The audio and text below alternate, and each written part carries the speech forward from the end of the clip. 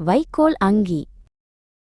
ஜப்பானின் ஒரு பழமையான மலை கிராமத்தில் சுசுமு என்ற சிறுவன் வாழ்ந்து வந்தான். அவன் மிகவும் புத்திசாலி, ஆனால் அந்த புத்தியை மற்றவர்களை கேலி செய்யவே பயன்படுத்தினான். வயல்வெளியில் வேலை செய்யும் கிராம மக்களைக் கண்டு அவன் எப்போதும் குறும்பு திட்டங்களை தீட்டுவான்.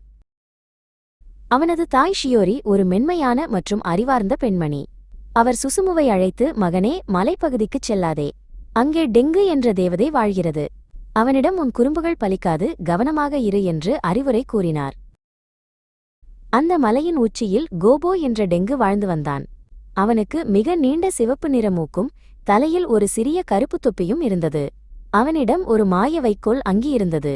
அதை அணிந்தால் யாருடைய கண்ணுக்கும் தெரியாமல் மறைந்துவிடலாம். ஒருநாள் சுசுமு ஒரு பழைய மூங்கில் குழாயுடன் காட்டிற்குச் சென்றான். அங்கே கோபோ அமர்ந்திருப்பதை பார்த்தான். உடனே ஒரு தந்திரம் செய்தான். மூங்கில் குழாயை தன் கண்ணில் வைத்துக்கொண்டு வானத்தை பார்த்து வியப்பது போல் நடித்தான். அடடா, என்ன ஒரு அதிசயம்! இந்த மாயக்குழாய் வழியாக பார்த்தால் உலகமே தெரிகிறது. தங்க மலைகளும் அழகான நகரங்களும் என் கண்ணுக்குத் தெரிகின்றனவே என்று சுசுமு சத்தமாக கத்தினான். இதை கேட்ட கோபோ ஆச்சரியத்தில் ஆழ்ந்தான். கோபோ கீழே இறங்கி வந்தான். அந்த குழாயை எனக்கும் கொஞ்சம் கொடு என்று கேட்டான். சுசுமு சிரித்துக்கொண்டே, உன்னுடைய பழைய வைக்கோல் அங்கியை எனக்கு கொடுத்தால் நான் இதை கொடுப்பேன் என்றான். பேராசை கொண்ட கோபோ அதற்கு சம்மதித்தான். சுசுமு அந்த அங்கியை அணிந்த அடுத்த நொடியே மறைந்து போனான். அவன் சிரித்துக்கொண்டே கிராமத்தை நோக்கி ஓடினான். கோபோ அந்த மூங்கில் குழாய் வழியாக பார்த்தபோது வெறும் மரங்களும் இலைகளும் மட்டுமே தெரிந்தன. தான் ஏமாற்றப்பட்டதை உணர்ந்த கோபமடைந்தான். கிராமத்திற்கு வந்த சுசுமு அங்கியை அணிந்து கொண்டு பல குறும்புகளை செய்தான். கிராம மக்கள் கடந்து செல்லும்போது அவர்கள் தொப்பியை தட்டிவிட்டான், காலணிகளை மாற்றி வைத்தான். மக்கள் பயந்து போய், யாரோ கண்ணுக்கு தெரியாத ஆவி உலவுகிறது என்று அலறினார்கள்.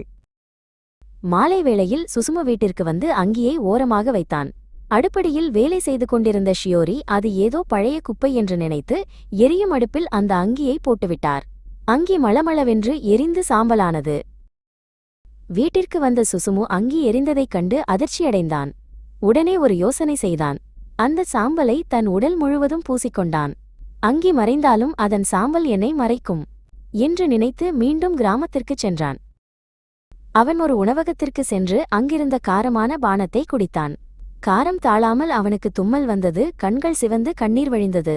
அந்த கண்ணீர் அவன் முகத்திலிருந்த சாம்பலை கரைக்க அவனது முகம் மெல்லத் தெரிய ஆரம்பித்தது. மக்கள் அவனை துரத்தத் தொடங்கினர். சுசுமு பயந்து ஓடி ஆற்றில் குதித்தான். தண்ணீர் அவன் உடலில் இருந்த சாம்பலை முழுவதும் துடைத்தது. நனைந்த உடலோடு தாயிடம் வந்து மன்னிப்பு கேட்டான். இனி யாரையும் ஏமாற்ற மாட்டேன் என்று அவன் உறுதியளித்தான்.